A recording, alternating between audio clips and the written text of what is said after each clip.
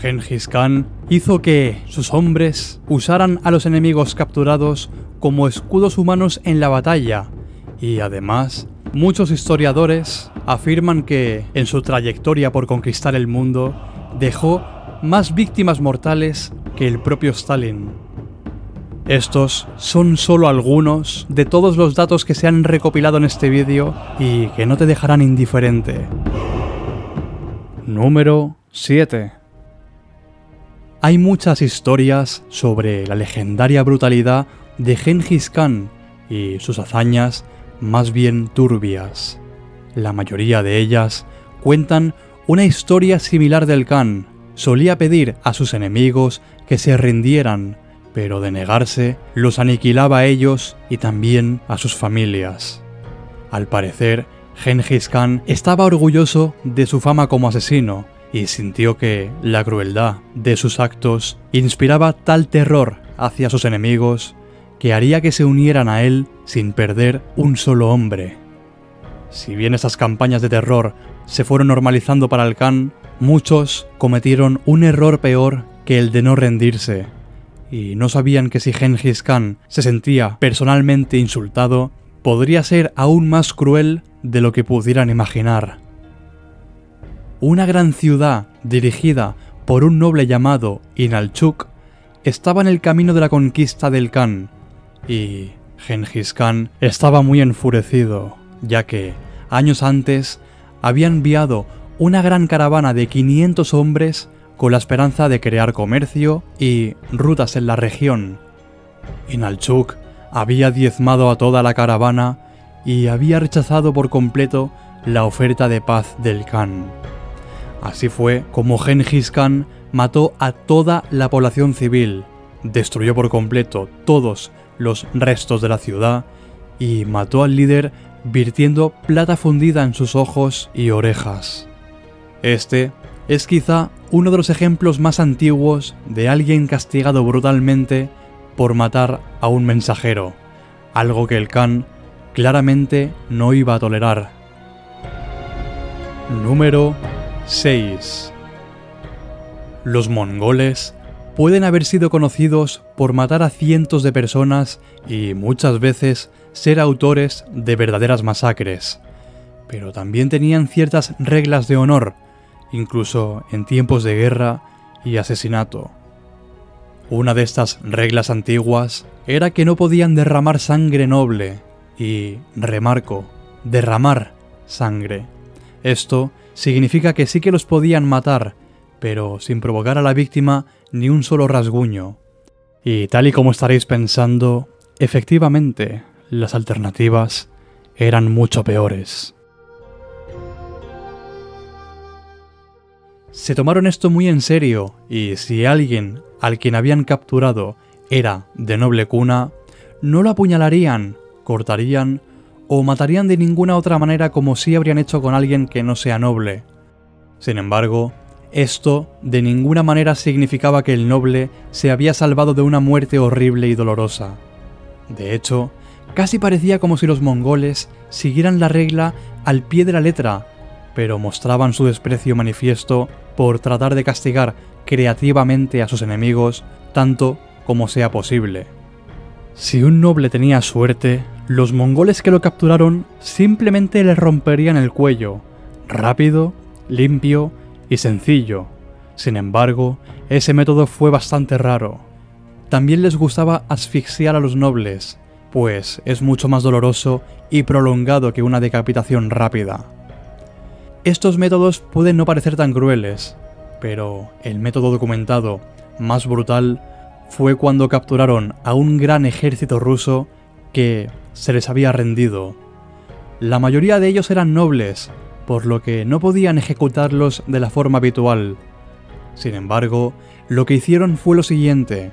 Primero, confiscaron las armas de sus indefensos enemigos, para a continuación ponerlos cautivos bajo una plataforma. Luego, se dejó caer dicha plataforma que, literalmente, partió a sus enemigos hasta la muerte. Ni siquiera podemos imaginar lo horrible que sería una muerte así. Número 5. Cuando Genghis Khan era un niño, su familia tuvo una disputa con el clan al que pertenecían y estaban viviendo por su cuenta. Su madre estaba al cargo de 4 de sus propios hijos, además de 2 hijastros, luchando día tras día para asegurarse de que todos estuvieran bien alimentados. Desde muy joven, Genghis, conocido en sus primeros días como Temujin, aprendió que para sobrevivir era necesario luchar y en ocasiones matar. Si bien el joven Genghis contribuyó en alimentar a su familia, no siempre estuvo de acuerdo con cómo se debía distribuir la comida, y en ocasiones se peleaba con su medio hermano, un niño de casi su misma edad. Un día, los 2 hermanos tuvieron una seria discusión sobre algo de comida que el joven Genghis había cazado, y llevaron la disputa a su madre. Para colmo, la madre se puso en contra de Genghis y le quitó la razón, lo que provocó una enorme furia en el joven. Así que, mientras su medio hermano se ocupaba de sus propios asuntos, sin tener ni idea de lo que se le avecinaba, Genghis le sorprendió y lo mató con su arco. Cuando su madre se enteró de esto, quedó devastada y furiosa, pero nunca hubo consecuencias por sus acciones. Se dice que Genghis nunca sintió remordimiento alguno por ese asesinato. A sus ojos, estaba justificado y posiblemente fue la primera muestra de lo que se convertiría en un hábito que simplemente nunca pudo dejar. Número 4. Genghis Khan no suele ser recordado por su brutalidad o por las muertes que tiene a sus espaldas, como sí ocurre con otras figuras históricas. Muchas personas olvidan que, a lo largo de su vida, el Gran Khan dejó un camino de devastación tal que destruyó irrevocablemente imperios enteros y enormes poblaciones como si se tratase de un hábito cotidiano. En nuestros tiempos, se habla de que, por ejemplo, Stalin fue responsable de unos 20 millones de muertos en la Unión Soviética, pero esa cifra ni siquiera se acerca a la brutalidad de los mongoles bajo el liderazgo de Genghis Khan. Según estimaciones modernas, el Khan fue responsable de la muerte de aproximadamente 40 millones de personas. Además, probablemente pensó que anunciar a los 4 vientos su brutalidad era en realidad una buena forma de mantener a la gente asustada y sumisa. Sin embargo, a pesar de estos escalofriantes datos, el Khan también tenía su lado más misericordioso, ya que, normalmente, prefería conquistar un territorio sin desenvainar la espada, simplemente utilizando su reputación, por lo que siempre solía dar a sus enemigos la opción de unirse a él, tal y como, por cierto, hacía Alejandro Magno. En algunos casos, incluso envió varios emisarios antes de que se desatara una guerra y se masacrara a los civiles de la ciudad, además de todo lo que haya sido parte de su cultura o existencia. La máxima del Khan era simple: únete a mí o muere. Muchos optaron por desafiar este mandato de Genghis Khan, y este respondía quitándoles la vida tanto a ellos como a su población civil. Número 3. En poco tiempo, la terrorífica fama de Genghis Khan se extendió por varios continentes hasta el punto de convertirse en leyenda, y su reputación comenzó a precederle donde quiera que fuera. En la batalla era conocido por ser un guerrero increíblemente feroz y casi intocable en su habilidad. De la siguiente leyenda hay muchas versiones, pero todas tratan sobre un arquero enemigo llamado Yebe, que llamó la atención de Genghis Khan. Los mongoles estaban luchando contra un clan enemigo cuando estuvo a punto de llegar el desastre. Una flecha alcanzó el caballo de Genghis Khan y lo puso en una posición muy peligrosa. Sin embargo, los mongoles rápidamente cambiaron el rumbo de la batalla y enviaron al clan enemigo a correr temiendo por sus vidas, a excepción del arquero que casi alcanza a Genghis Khan. Dicho arquero cabalgó con valentía y audacia hacia el campamento mongol, pidiendo dirigirse directamente a Genghis Khan. Admitió que él mismo disparó su caballo y que aceptaría su muerte por este hecho si lo deseara, pero si lo perdonaba, lo iba a servir como un leal guerrero. Algunas versiones de la historia afirman que la flecha sí que golpeó e hirió a Gengis Khan, o que al menos golpeó su armadura, y algunos incluso afirman que Gengis Khan mintió para proteger su orgullo. Cualquiera que sea la versión correcta, se sabe que el Khan decidió permitir vivir al arquero y lo mantuvo en su ejército como uno de sus principales comandantes desde ese día. Si bien el Khan pudo haber sido extremadamente cruel y a menudo despiadado, era lo suficientemente inteligente como para no rechazar a un aliado increíblemente talentoso cuando se le presentaba la oportunidad. Número 2.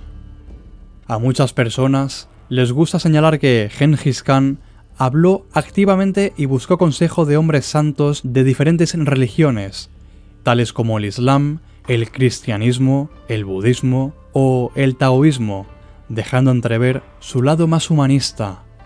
Sin embargo, en este caso, la gente está olvidando que el hombre era un tirano brutal y despiadado. Si bien pudo haber sido lo suficientemente inteligente como para aprender sobre sus enemigos, no existe ninguna evidencia de que tuviera la más mínima tolerancia religiosa. De hecho, sentía un especial desprecio por los judíos y musulmanes, a quienes se refería abiertamente como esclavos, y los humillaba prohibiéndoles sus propias costumbres. A los musulmanes no se les permitía matar ovejas, y si los atrapaban haciéndolo, eran acusados de delito grave. A los judíos también se les prohibió su práctica milenaria de la circuncisión. En lo que respecta al Khan, si vivías en su reino, seguías sus reglas. Número 1. En una historia relativamente reciente, Stalin utilizó a enemigos capturados, así como a sus propios prisioneros convictos, como escudos humanos en combate durante la Segunda Guerra Mundial. Y aunque a priori nos parezca diabólico y maligno, fue de hecho una estrategia bastante eficaz, ya que la guerra era muy cara y esa táctica le permitió deshacerse de prisioneros de todo tipo que sería costoso mantenerlos y además los aprovechó para ganar batallas. Si bien esto puede parecer una de las peores cosas que se han hecho en la historia, ciertamente no es la primera vez que alguien ha usado escudos humanos en combate. A lo largo de la historia, ha habido muchos ejemplos en los que prisioneros o las poblaciones capturadas eran obligadas a luchar en el frente. Pero antes de que muchos de ellos lo hubieran considerado, Gengis Khan ya había usado y perfeccionado esta práctica. El Khan fue selectivo en lo que respecta a quienes usaría como escudos humanos para el combate. En ocasiones, ejecutaba a los soldados enemigos que se habían rendido esperando un buen trato.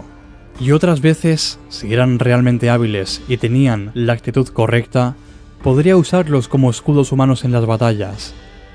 Sin embargo, si alguno de estos desafortunados mostraba su valor en la batalla, le permitiría unirse formalmente a su ejército y además con reconocimientos. Si te ha gustado este vídeo, te invito a que dejes un me gusta y te suscribas a este canal, ya que subiré más contenido como este.